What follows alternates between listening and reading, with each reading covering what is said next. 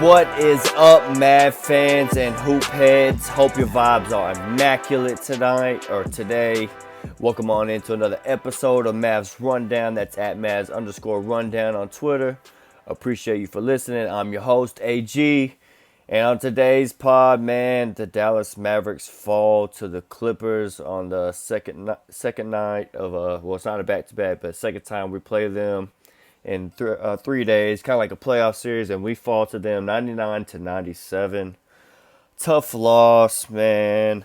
We really clawed back. This was really just not a good looking game at all. Like, this Mavericks were just missing shots. Shots were going in and out all night long. Like, from every player, really, even Luka himself. Like, some of the shots, man, it was just like, if just some more would go down, it would be, we might have made it out with a dub here. Luka even finishes with an amazing, 45 points, 15 rebounds, 8 assists. But, that killer 7 turnovers. But still, Luka did his thing, was doing his part. Basically, they kept switching. They kind of ran the same defensive plan that they did the first game, where they kept running. They switch up and let Zubac, be on Luka, and Luka was just taking him to work. He was like, okay, y'all gonna do the same thing? All right, well, I'll just go to work. And then they started blitzing him and double teaming him, so that forced everybody else to kind of take a step up and make their shots. And some people did. Reggie Bullock actually had a good game, man. He was 5 of 10 from 3. So still another good, strong showing from him offensively. Jalen Brunson finished this game with 22 points, more than the other game, so that's good. And he did make some good plays in here, so it's good of him to see that. 22, 4, and 3 for him. Dorian Finney-Smith, Dodo, he only finished with 3 points. Was a plus 14, actually, because his defense was just, amazing for us. But didn't really take that. Man, only took 4 shots, made 1, 0 for 2 from 3. Not many jumpers for him. But, even Dwight Powell in the starting lineup finished with a plus 4 with, he had 6 points, 9 rebounds. Almost would have had a great block on Zubac at the end, but they called it a goaltend. I mean, it could have went either way. It was at the very height of its reach. I don't think either side of the fans could have, it could have been argued both ways. But really killed the Mavs in this game, man, was our bench. To be honest, just being real, our bench. You even look at the box score, the bench is all negative, and the plus minus, they're all minus. Trey Burke was only a -1 because he got actually injured in this game, which, again, I'm definitely glad. We made the Porzingis trade. We don't have to worry about him being out. His team doesn't look complete, but it's the 2 players, Spencer Dinwiddie and Davis Bertans, were actually on the bench with the Mavs. So that's a good sign. So hopefully they'll play for us. I think we play again on Tuesday against the Heat, but hopefully they'll be there for that. And, man, this was definitely a game that showed that we could have used what they provide, which is basically offense. Those 2 guys are basically offensive players, and in this game, man, we just needed an extra offense, especially off the bench, which these 2 guys coming in are gonna, provide for us in their roles. They're gonna be coming off the bench. So, imagine Spencer Dinwiddie and Davis, Bertans on this bench, coming off for us tonight. And I think especially Spencer, like, I don't know about Bertans, but Spencer Dinwiddie would have definitely helped in that playmaking role, especially when Trey Burke went down.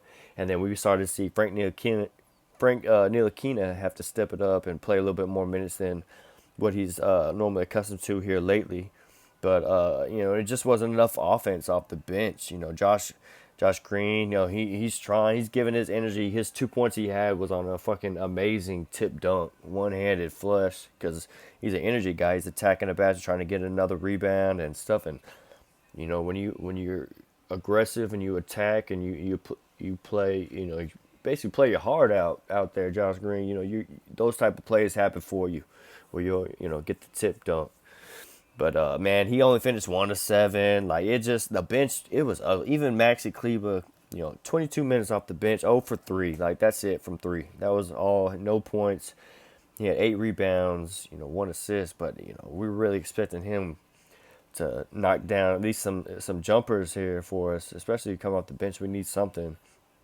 So not gonna really harp too much on this win. It was against a rematch against them. They're missing their two best players anyway, so it's not like we're playing a complete Clippers team from what we've seen in the playoffs, the last 2 years. So not I don't really take too much out of this. Luka almost went off again. Would have got us another dub. Would have been crazy. But it was just a tough game. First half was very a battle back and forth. It was going back and forth, back and forth. I think they finished. I think it was 49-48, and it from there it just seemed. I think in the third quarter, the Mavericks just turnovers really killed them in the third quarter, and just, honestly the offense just didn't look good. Like it was just you could tell we're missing some players, so we're missing some ability, some other extra. Like we're missing Spencer Dinwiddie's playmaking and creating and shot making. We're missing Berton. Just the same stuff we would say about Porzingis. We're missing some stuff where he can give us. Well, now we definitely could use some other stuff from these players that we got back in this game. And also on I guess on a high note, we will say Luka Doncic also became Mavs history, set another record even in this loss for the most games in consecutive nights, or most points in a 2 game span. Put it that way, most points in a 2 game span for a Maverick. Luka is now up top with that. Forgot how much he finished with total, but it's like 90 something points within 2 games. Doing the math off the top of my head, right here, 90, he had 45 to 96 points. So, crazy. That's definitely the record. So that's a, little bright spot for Luka, which again, 9 of 13 from free throws. I really wish he would hit some more of these free throws. And, oh man, Luka almost brought us back. This was, 99-97. This came down to a close game at the end. And honestly, that's more of a testament to the Mavs, because it looked like the Clippers honestly were about to just take this win and go home. And then, all of a sudden the Mavs came on a surge and came back. Luka and Terrence Mann got into a little feisty match, which we all know if you haven't been following the Mavs, they have their little playoff history, of barking at each other, talking trash, talking shit to each other. So it was good to see there was a moment basically, that's still strong, that's still there, and Luka was, you know, basically the winner on that side. But of course, overall, Terrence Mann comes home with the win. But they know Luka was killing them. And yeah, on that run at the end of the fourth quarter, they did really all they could. But at the end of the game, I mean, we just can't make shots. Just didn't have enough offense out there on the floor to really get the job done. And again, whenever our bench came in, it really messed up things and didn't keep those same kind of that same vibes of the offensive flow was just really bad, especially when you got Frank and Josh Green kind of taking early one point taking early shot clock attempt threes, and it's just like, no, we don't want that. If you're all gonna take threes, we want y'all to be wide open, and it to be more so within the flow of the offense, not kind of just pull them as soon as you get the ball. As soon as the shot clock starts, let's kind of run the offense, and y'all get y'all's threes based off the looks the offense gets.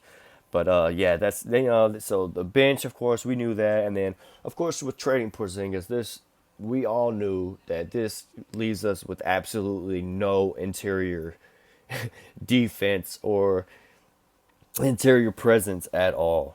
And it showed in this game. They were just kind of taking it to us. A lot of guys just driving to the basket, and you just wish, like, damn, man, if we just had one person down there just to kind of swat some shots away, or just, contest some shots for us to help clean up, it would really help. Or even on the offensive end, if we had somebody. I mean, Dwight did good, but, both ends of the floor, really miss having that big. Which, again, moving forward with this team, especially this year, if we don't get any another big in a buyout market, this is what we got to look forward to. Now we're all offense now. We're basically trying to keep the new regime, that top 5 defense, even though we're not gonna have proceeds. But the playing defense, the way they're playing defense this year is something they could still keep going. It's a little bit tough when you don't have an interior rim defender like Porzingis in there to block some shots. But overall, with what the team has left, like they did, even without Porzingis, they were doing a good job on the defensive end. So just want to keep that up, and we just needed to add some offense, just like how we seen tonight. And that's why I'm actually, this game, this is, 2 days after the trade deadline. Our new guys haven't got here yet, so I'm not even going to make a big deal about this game. It was just a good win by them. They ended up getting the dub. Uh, they had more plays. Wow, they had three guys and 20 points. They had Marcus Morris had put up 20 on us. Of course, Reggie Jackson had a good game, had 24 on us, and then Terrence Mann finished with 21. And and man, their bench.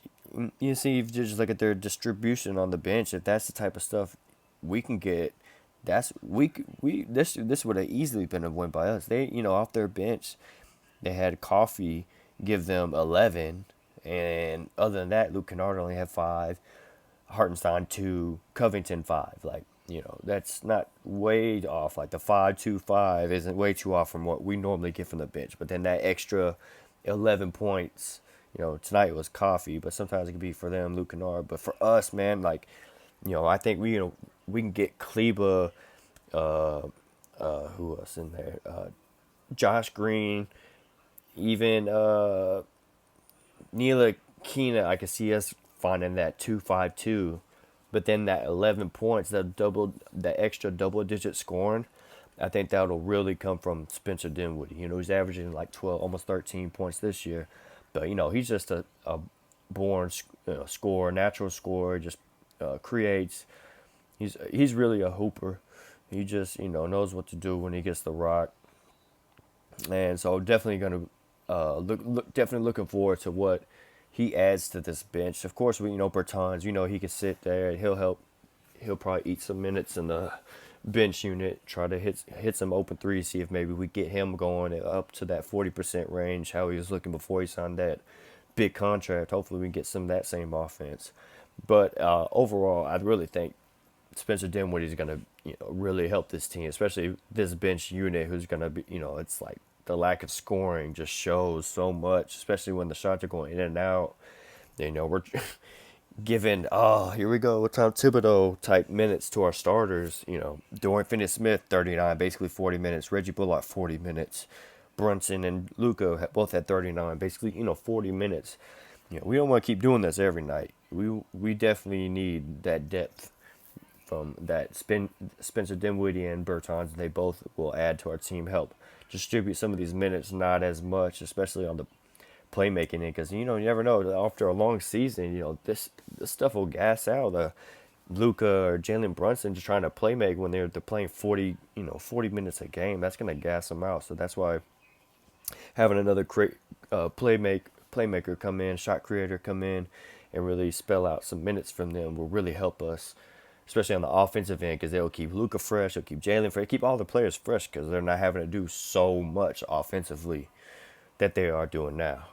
So, just, staying positive on that note, man. This game, again, wrap it up. Shots just weren't falling for us. At the end, we almost made a little comeback. I thought maybe we should have won this game, but it's also, it's a toss-up. So, when we play this team, it's a toss-up whenever we play this team, excuse me. Because, we played them two years now in the playoff, 2 years in a row, so kind of got that little rivalry where it don't matter. Hey, whoever's playing, man, you better get ready for some grittiness. It's going down. And, that's the type of thing I like seeing in these games, showing that fight that we had, especially when we almost came back. I wish we would have won, man. Luka had a shot at the end, and I thought maybe he should have pulled it. We had 3 seconds left when we had the ball. I thought maybe Luka, as soon as he caught it, because he had to fight, get open, and then when he caught it, Reggie and Marcus Morris were more so around hovering around the 3-point line, and Luka caught it like maybe between that 3-point line and half court, more so towards the half court if you're in between. And I thought when he caught it, you could see in his eyes he kind of hesitated and wanted to pull it from right then, but then thought, nah, let me get a couple extra dribbles, pull up and get it maybe a closer jumper. And when he did that, he pulled up the extra, which I get it, gets into his rhythm, kind of boom, get a rhythm jumper going. And when he went up and takes the shot, Reggie and Marcus Morris like literally both all up in his face. And of course, if Luca makes it, it's just wow, Luca magic. But that's still just a very tough shot. It's not like it was when it was just Reggie on him. And he hit that game winner. They were both on him. Maybe he could have took it a little bit sooner, but hey, it is what it is. Regular season game.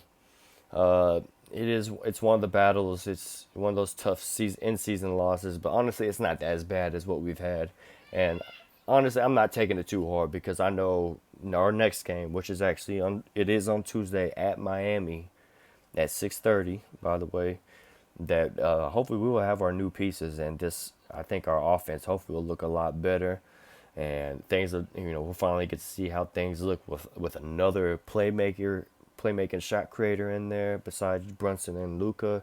So I think that'll be a nice change, pleasant change to see, especially now going from Porzingis to him and in and out and all that. How just looking how the Mavs were then to now this, where we're gonna see these guys playing a lot because they don't miss a lot of time. If they had a little bit of injury and I think COVID stuff, but usually they're pretty healthy, especially Dinwiddie. He's pretty usually he's a reliable player, especially when it comes to playing games and being on the court. So yeah, next game Tuesday at Miami, and then the last game Thursday on the 17th at New Orleans, which is at 7 o'clock. Those are the last two games before the All-Star break. So hopefully this team comes in, uses these next 3 days or 2 days rest, get these guys acclimated, get them ready to play, and then we come in Tuesday in Miami, man. Just come out gung-ho, just ready to shoot down the Heat. Because I know a lot of these, just like me, Mavericks fans, we're ready. We're ready for somebody else to help take the spell of the pressure off Luca and especially Jalen Brunson now, like of having to do so much for us offensively.